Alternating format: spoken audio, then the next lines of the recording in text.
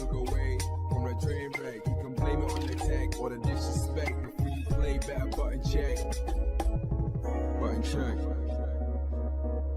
What is up, Butt Check family? Welcome back to yet again a beautiful day, a beautiful morning. The weekend is here. We done made it of buttons that need to be checked. Thank you guys for tuning in one more time.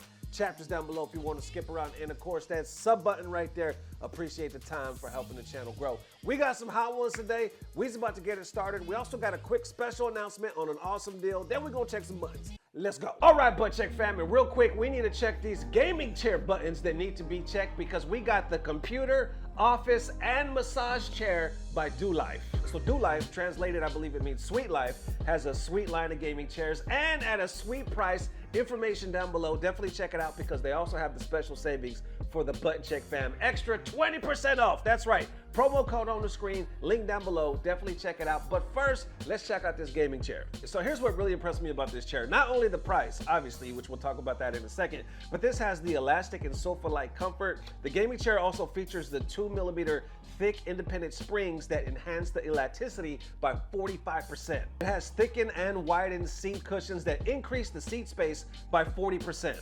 Obviously adding to the space and mobility that you need, to use it as needed. And the lumbar pillow is actually thicker and taller, which optimizes the area by 80% to improve the lumbar support, conforming to ergonomics and reducing the burden on your waist during those long periods where you're running the set or maybe at work running them office sets. This thing, y'all, the first thing I noticed when I started putting it together, it's completely metal. Like the frame. The frame is Class A metal steel. Most of them that I've had in the past are like a really hard type of plastic. This is metal. This one holds up to 350 pounds. And this right here is the main thing that stuck out, that caught me off guard, because this one actually comes with all the bells and whistles. All the fancy chairs that you've seen, they'll have the, much higher price. You're gonna get a massager, you're gonna get a footrest, a heater, a headrest, all that stuff. This one is only $169 plus an additional 20% off with the promo code, once again, link down below, and you get all that I just mentioned. This one has all those things. This one has the footrest adjustable. You can leave it out, you can put it in, you can get all that recline back if you wanted to sleep in the chair. And it also has the massager. This one will actually massage your lower back. You can plug it in anywhere and the wire is extended. So not only does it have a wide space for you to move around, but the footstool, the massager, the headrest, and the pouch. This is literally, I'm not gonna lie, I know it might seem small, but this is literally the first one I've ever seen that has a pouch on the side if you want to put your, your controller or something.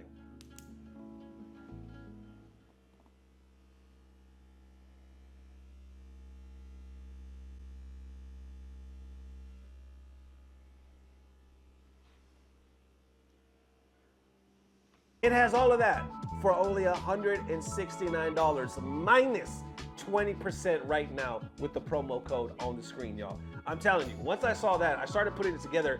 I actually didn't know it had all that. I thought it was just gonna be just like a straight up and down chair. No, this one has the bells and the whistles, and it's currently on sale right now from DouxLife. Definitely check it out, man. Big up to them for sponsoring this video. And as always, Butt Check fam, big up to you guys for making opportunities like this possible. Now let's get back to check some buttons. Let's go. All right, now into the first set of EWC 2025 City of Wolves. That's right, one of the biggest tournaments ever. I think they did $1 million one for Tekken, then they did it for Street Fighter, and now we actually got Fatal Fury happening this year. They released a trailer. I actually haven't seen it. It's only 20 seconds. Let's check it out.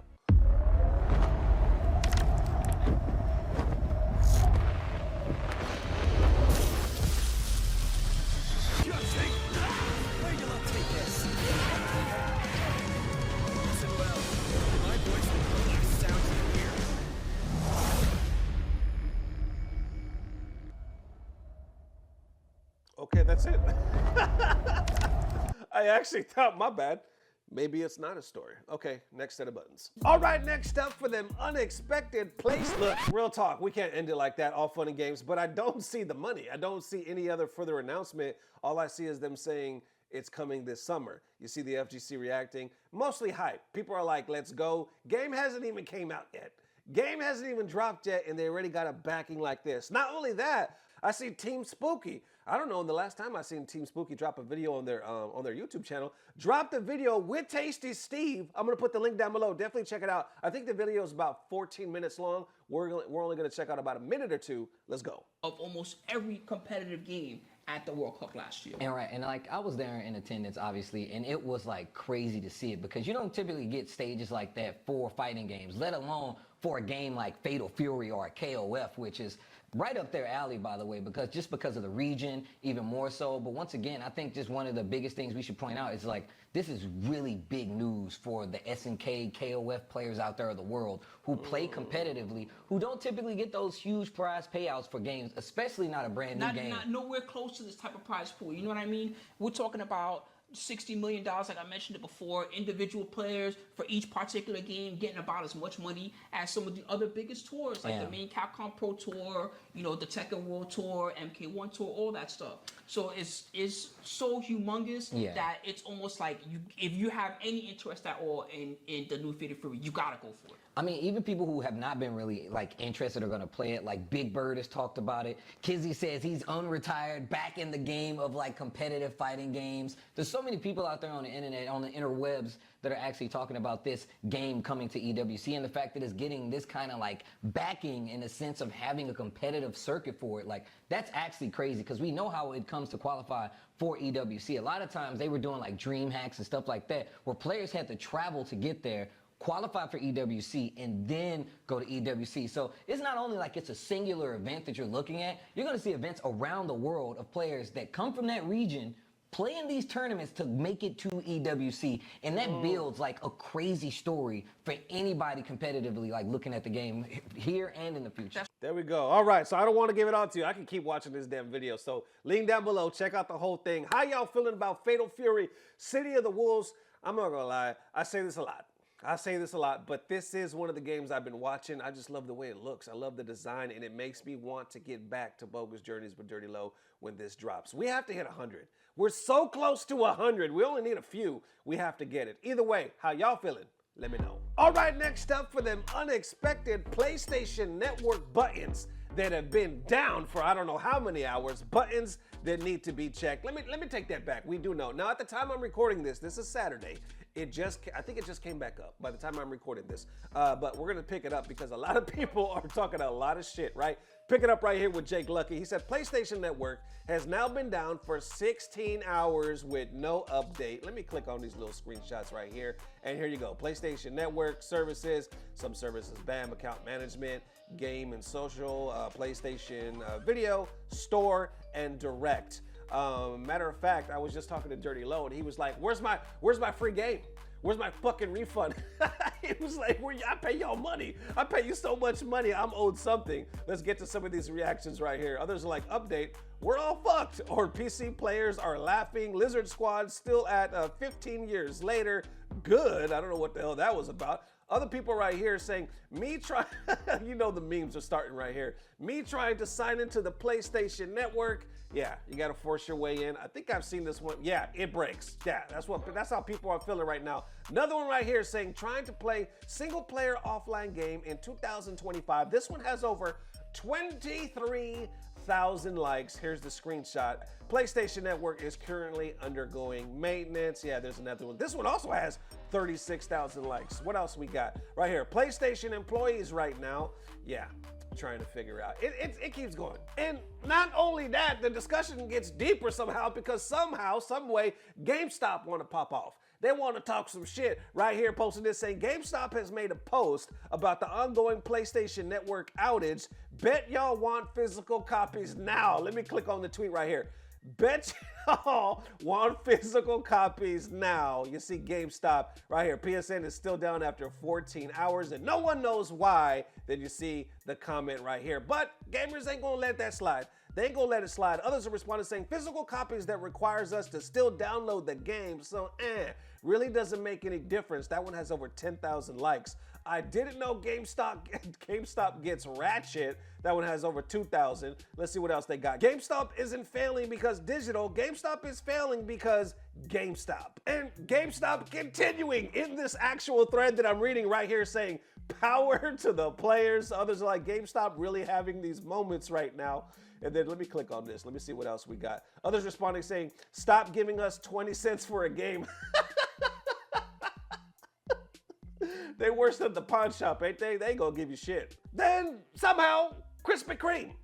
What the hell Krispy Kreme got to do with this damn thing? They done jump in the mix right here saying, Krispy Kreme says they're giving free original glazed donut to those affected by the, get the fuck out of here.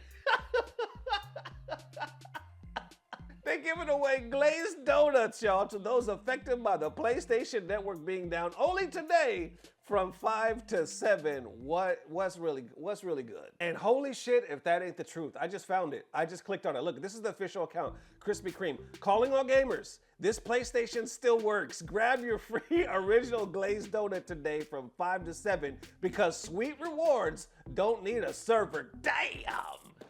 Damn, even Krispy Kreme taking some delicious shots, ain't they? While some finish it up right here saying, if you don't want your servers down, come to Xbox. You gotta appreciate that meme, right? Come to death row. But we wrap it up right here with PlayStation. They posted this just 4 hours ago by the time I'm recording this saying PSN has been restored. You should be able to access online features without any problems now. For more details, yada yada, sorry for the inconvenience. But I see two comments. I see two comments that stick out saying inconvenience is one thing. The lack of updates and communication was really disappointing. That one has over 4,000 likes. And also, so any reason this happened? Nothing. And the last one right here, like this, if PlayStation should give everyone 1 free month of free PS Plus as compensation. That one has over 7.6 thousand likes. All right, next up, last but not least, since I'm pissed off that content creators is ruining the mystery behind fighting games in the meta.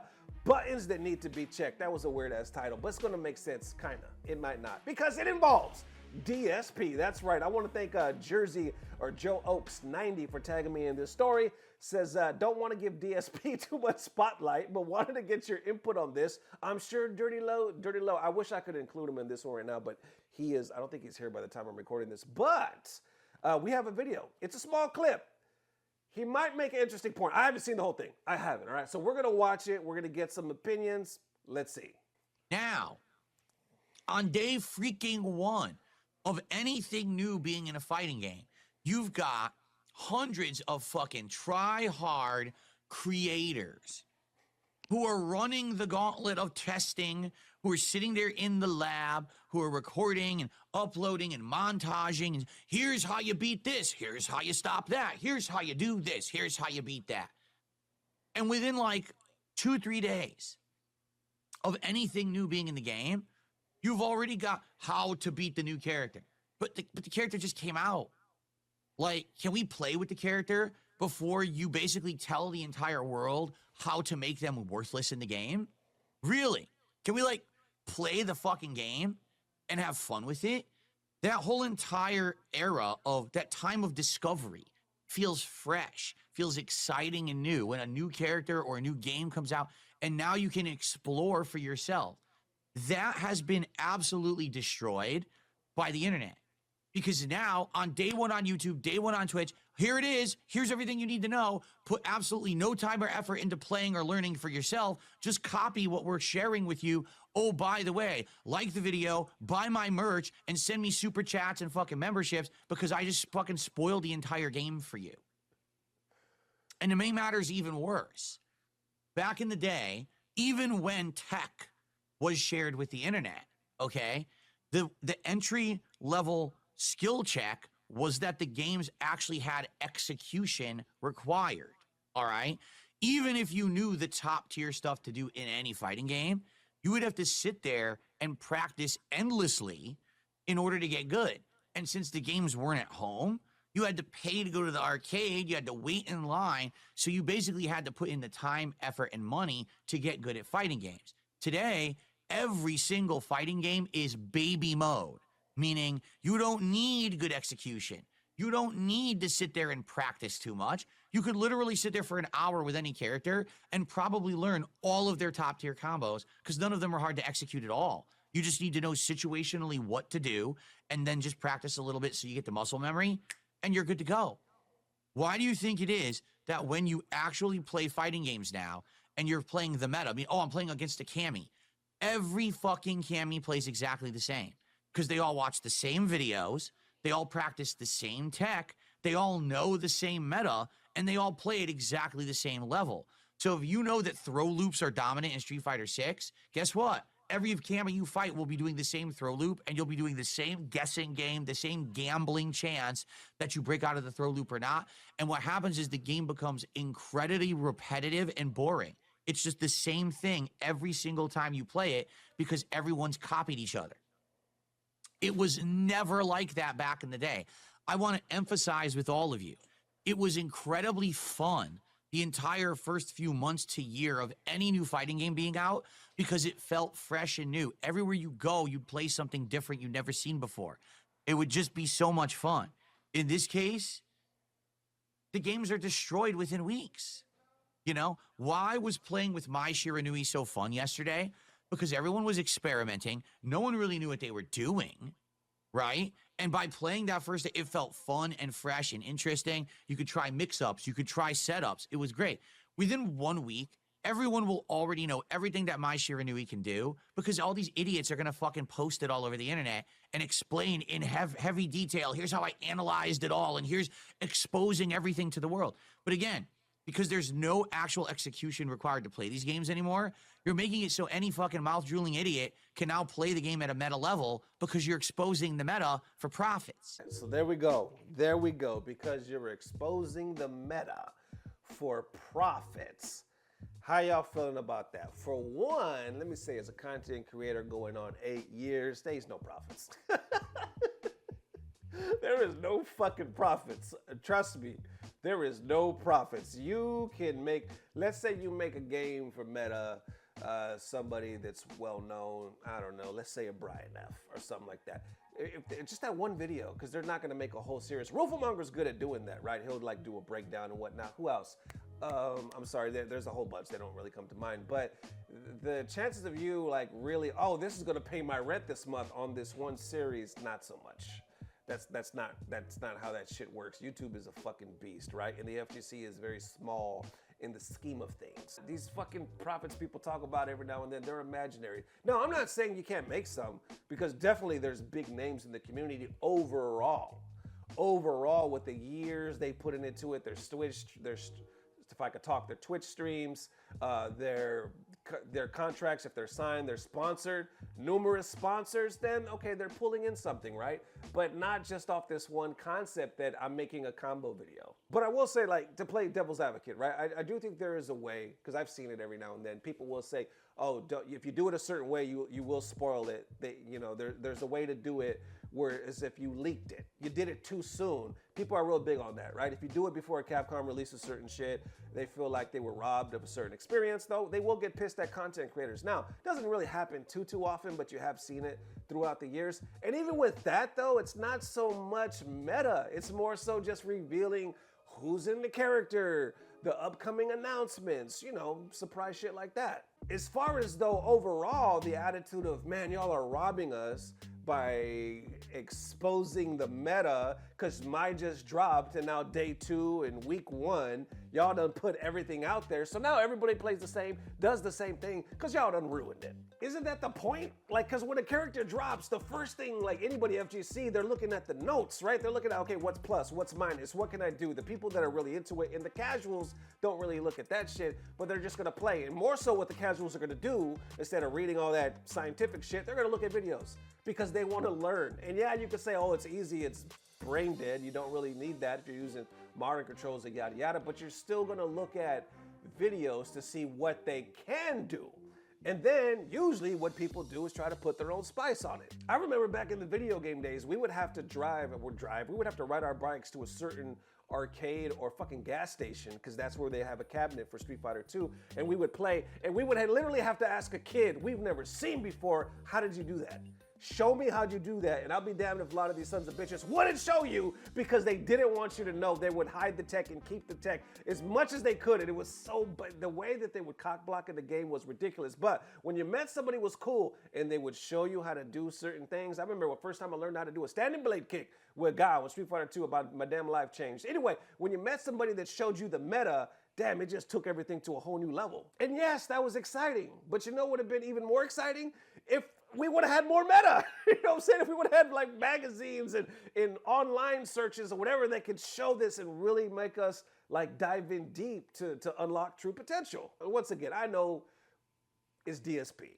I already know how a lot of people are going to react. Hell, look at these comments right here. People are like, the problem with modern games is that people are learning the game. And then, wasn't he watching tech videos to beat other players? Giant hypocrite. He wants to gatekeep new people from improving so he can forever feed his ego. Really shows the type of person he was back in the day. Can only win when people don't know better. Can't hold his own against people in the same knowledge. But in saying that, like I said, I see how people are going to look at it. But this is probably the most I can give him in their argument. He says, nowadays everybody plays the same and there's no uniqueness to it. I've seen people say that.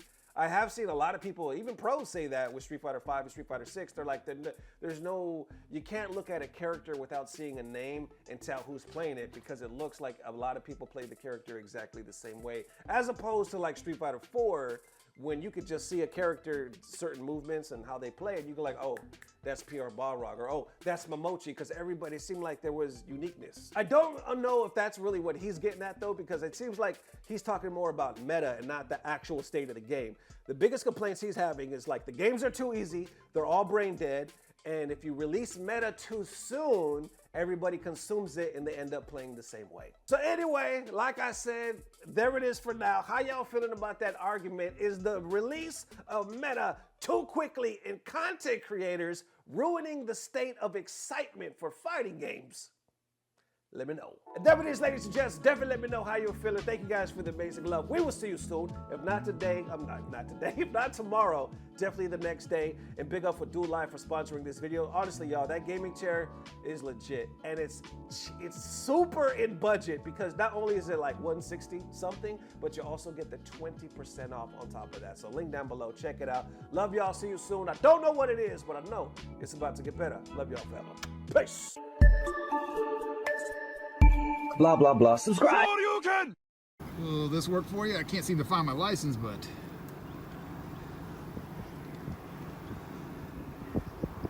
You have a good day, sir. Thank you, officer. I appreciate it very much. Have a good day.